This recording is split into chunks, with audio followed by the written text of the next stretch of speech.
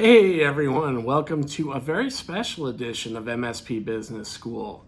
I'm coming to you today from down at Comptia, where I'm attending ChannelCon. If you are down here, love for you to stop by booth 1013 and say hello.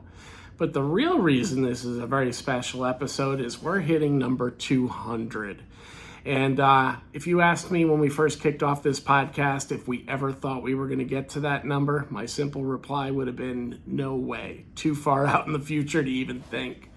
But, really excited that we've been able to serve you as a community and bring you the best in sales, business development, account management, and, obviously business overall expansion conversation for the last couple of years or few years at this stage. And I really want to thank everybody that's been a listener and been loyal to us and shared, how it's helped them in improving their own businesses. I want to thank you so much for joining us. The journey started back in 2020. So really, we're talking 4 years at this point when COVID hit. And, my original co-founders of the podcast, Rob Rogers and Tim O'Neill from OSR Manage, candidly, we were also good friends, and we were trying to figure out how do we stay engaged and navigate what, for all of us, was a very uncertain future at that point in time. Obviously, the story for the MSPs became very positive in COVID because remote workforces drove the work that we needed to sustain and survive. And certainly the government programs made sure that people like PPP made sure people were getting paid. But the reality is none of us knew what to navigate at day one. So we decided to embark on this little podcast, and we literally started it the week after most of the states hit lockdown. And really, it's been a staple of our worlds in universe since that time. And what we were really trying to do when we launched this podcast was fill a gap that we saw within the technology realm. A lot of podcasts obviously focused on service delivery. A lot of them focused on, cybersecurity and a lot of technical resources. But there wasn't a lot that spoke to the business of being an MSP. Now, there's tons of marketing podcasts out there and things like that, but they're very generalized. So we really wanted to focus and say, how can we help the MSP community amplify their message, make sure that they're building, world-class sales teams, and that they're staying engaged with their customers long-term so they can make that successful exit. And that's really what MSP Business School became at its core. And again, I really want to thank Rob Rogers and Tim McNeil for helping me start this, because without them, I don't think I would have been consistent to do this every week, quite candidly. Working with them together and working collaboratively really allowed this to take off, allowed us to make sure that we're putting forth quality content, bringing in the best guests that we could, and really making sure that we were answering the questions that the MSP community was sharing on, various social outlets and certainly on Reddit as well. And we hope to continue doing the same. So by no means, if you're thinking, oh my God, is this 200 episodes in the end? By no means not. Like I mentioned, when this podcast became something that I was doing a little bit more on my own, we absolutely want to keep this content coming to you. But now let's talk about the future. And what does the future of MSP Business School hold for all of us? Well, a lot of what I'd like to talk about is really the next generation of MSP. We are really closing out some cycles that we've been a part of. And as many of you know, especially those of you that have gray hair like I have, this is a very cyclical industry. When I came into it, it was largely VAR, box sales, setting up. But also the customer was a little different at that time. The managers we were speaking to back in the 90s, early 2000s were not digital natives. They didn't understand how the technology was going to benefit them. They had been doing things with pen, paper, and pencil and doing them successfully for a long time. And a lot of the education we were putting forth as sales teams was really educating them to why they needed these tools and how they were going to impact their business favorably for the long run. And there was a lot of education in that transfer, but it wasn't education on how to optimize like we talk about today, but really just the why. Why do I want this? What's in there? So, when I first started in this industry, a lot of money was made selling those boxes. They were high margin and it was interesting times. And I've watched that evolution over the last 25 years or so. We moved into consulting and more in the embryonic times of managed services. I hear a lot of folks say, yeah, I got into managed services during the early stages, 2008, 2010, and believe me, I'm there with you. They was still very new and native at that point. But I had actually gotten into managed services in 2002, where we were forced to start doing some monitoring because we were working with a vendor that was installing voice over IP systems. And they were starting to have some problems, and they had no logging to tell them why the problems were. And of course, the carriers were saying it was the phone system's fault. So our managed services grew out of solving a problem on how do we understand which side of the interface these issues are happening on the router, and then how can we distill what we're learning from that and getting it moving forward. So we started monitoring routers and firewalls. That turned into servers and PCs, and we got to hop on the next generation of really converting project customers into managed service customers and getting off of that roller coaster of good month, bad month, because the projects would consume us, we would do them, we would collect on them, but then we'd have to go sell more. And managed services really helped us grow our business by leveling out those revenues, as you all know. From there, we started, I joke around a lot that in the 2000s, I made almost all my money just selling Exchange servers and managing them. And then, of course, Office 365 came, and we all had to change and adapt again. We were on the forefront of the cloud movement. We actually started selling cloud desktops via Citrix back in 2008. And, and obviously it took a while for cloud adoption to really expand out. And these are the cycles that we've all been a part of and we've all had to navigate through, especially those of you that, like myself, that have been really doing this since the early 2000s, late 1990s. And, we're really at a time of probably reinvention for the MSP once again. Break fix, it'll never be fully gone, but basically making money off of it is a thing of the past. And I think most MSPs would agree with me. Product lifecycle management, it's critical, but more from a patching and security standpoint versus worrying about the machines wearing out and dying in some cases, right? So we're seeing product lifecycle shift. We've seen workloads go up to the cloud and cloud adoption really taking hold. I would argue that when COVID hit, that really drove the final nail that we needed to move the final laggards into the cloud by really forcing them remote into that workforce. And that brought the emergence of new technologies too. Obviously with Active Directory and the users being shifted to the outside, we needed edge security tools. We needed new identity managers. We certainly have been learning how password complexity is not the only answer to securing, and MFA is now a drop-dead requirement. But when you look at those things, it was only a few years ago we were still trying to work with our customers to get them to believe that. So where are we today? Well, really, we're at that next cusp of how things are evolving.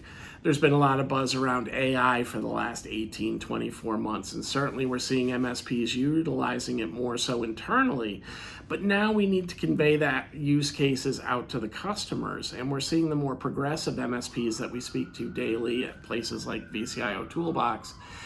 The ones that are now building use cases for their customers to implement AI are enjoying both the opportunity, and I apologize if you guys can hear that siren in the background, but basically what's happening is it's offering them the opportunity to build new services around AI and deploy that. It's also causing more security needs to occur, and I think, as we continue to evolve, I love to say all the time, security never goes out of style. But here, I think we're looking at the fact that security is going to take on a whole new level of concern.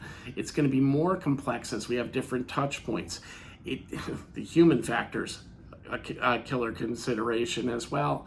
But I'd even argue this advance of AI, how it's being utilized as we're still understanding what that technology is about, could open up security concerns that we're not aware of. And it certainly opens up concerns of who's leveraging it and where your data is going. And is it going into public repositories as well? So, the AI story is going to continue to evolve. By no means am I an expert, but I promise we'll bring in the experts to talk about it as we continue the podcast. Security, obviously governance, risk, and compliance is very near and dear to my heart as we develop a tool for VCIOs and VCSOs and continue that advisory standpoint.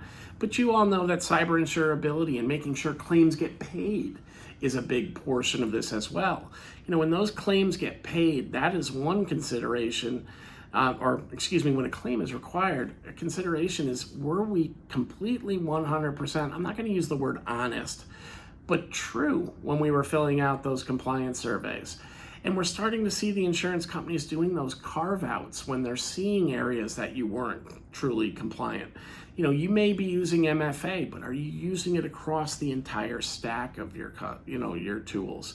And if you're not, that could be an area that they reject a claim on. So we want to make sure that we're doing that. And we really need to become more than security participants, I guess, or security executors in all the red team, blue team, white team conversations that are out there, but really starting to be consultants, helping a customer understand what a proper security framework is. What are those outcomes if they don't have the right security that they may fall into those traps like cyber insurability or increased risk of being breached or having a security event. Risk has become a big part of my conversations. Even the QBR landscape is changing from a report out on what we've done, processes, product lifecycle, and into a conversation that's born more in risk, impact and likelihood of that risk, and what are the steps we're going to have to take in order to tie that risk, but also how can it support business outcomes? So we're really starting to see this evolution where MSPs almost have to morph part into being management consultants. Your people that are sitting in that role of communicating with your customers need to understand how businesses operate. They might need to understand how a P&L operates so they can really get into better, more expanded budget conversations with their clients.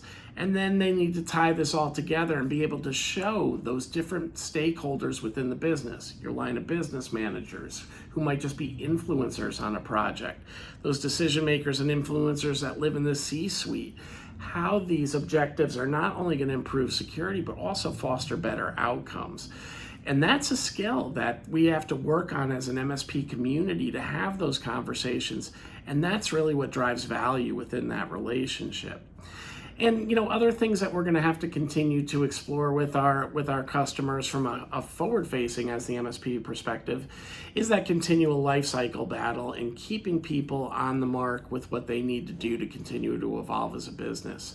I think we need to be engaging more with our line of business services and seeing where we can automate. And these are things that next generation of MSP is really going to have to share with their clients.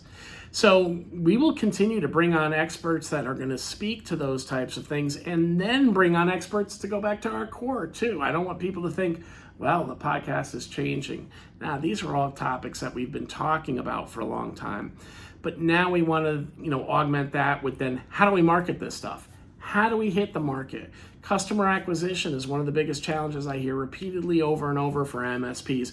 And we're going to continue to bring on those sales professionals to bring that voice that Rob and Tim brought for us for a long time, really helping okay, great, this is all theory. Here are the steps to actually execute and take action and really win with your customers and prospects. And we're going to bring on those marketing people to show you shortcuts. How can you do this? How can you leverage AI to potentially build a campaign, get it out the door much quicker? So I'm very excited about what the future is going to bring. The last 200 episodes have been amazing to be a part of. I still can't get over the fact that people come up to me at a conference and tell me more about listening to the podcast than what we do over at VCIO Toolbox. And that's great because that means we're doing our part as a servant to the community too, bringing you valuable content so you can do your business and not just being an infomercial or a pitch in these podcast sessions. I want to hear from you too. We only get better from hearing from our listeners, and I want to hear about what topics or what people you'd like us to bring onto the podcast. We do this hopefully for you. Hopefully you all derive value, and we want to make sure that we're bringing the right guests on that you want to learn more from. So please, please, please reach out. You can do that on our Facebook page. We do have an MSP Business School Facebook page, on our LinkedIn page. Those are probably the best two avenues to drop a DM and let us know what you'd like to hear. If you want to email me directly, I'm very open about my email address. Hit me up at bdoyle@vciotoolbox.com. DM me directly on LinkedIn. And if we want to have more people come on that you want to hear And we want to hear from more of you. I want to make a focus to bring more MSPs back onto this platform as well. It's very easy for me to get my vendor buddies to show up, but we really want the MSPs to tell the story, and we know those are the stories that you most want to hear as well, as that community really is living what you're experiencing on the day-to-day. So again, I really want to thank all of you for being a big part of this journey with me. We're going to continue to expand on that. We may even have some new things coming up outside the scope of what I've talked over the next 6 months as well. But, I really want to thank those of you that have been avid listeners for, allowing us to be a part of your world for the last, 4 years. I don't take for granted that there's tons of options of things to listen to. We're bombarded with media every day. And I really am thankful and grateful for those that have allowed MSP Business School to be part of their world, whether it's via YouTube or via our podcast on those different platforms. We do this because we love to do it, and we do this because we're passionate about sales, account management, and being an MSP and being part of the community that serves people. And that servant mentality is what's really driving me here to do our best on each and every podcast. So I want to thank you all again for joining me today. If you are at Comptia and you do hear this podcast before you leave, love for you to stop by, say hi, and tell me what you love about the podcast and what you don't like, if there are things that you'd like us to do less of. Again, I'm over at Box 1013 with VCIO Toolbox. And next week, we've got Eric Anthony joining our podcast. And he's going to share with you a lot of things that an MSP can do to really improve efficiency and optimize their processes. And as he runs the All Things MSP group, and I really encourage you to give him a listen when he goes live next week. So again, thank you very much, and I look forward to having more of these conversations with you if you allow us for another 200 episodes. Take care, everyone, and again, I want to thank you for being a part of this journey with me.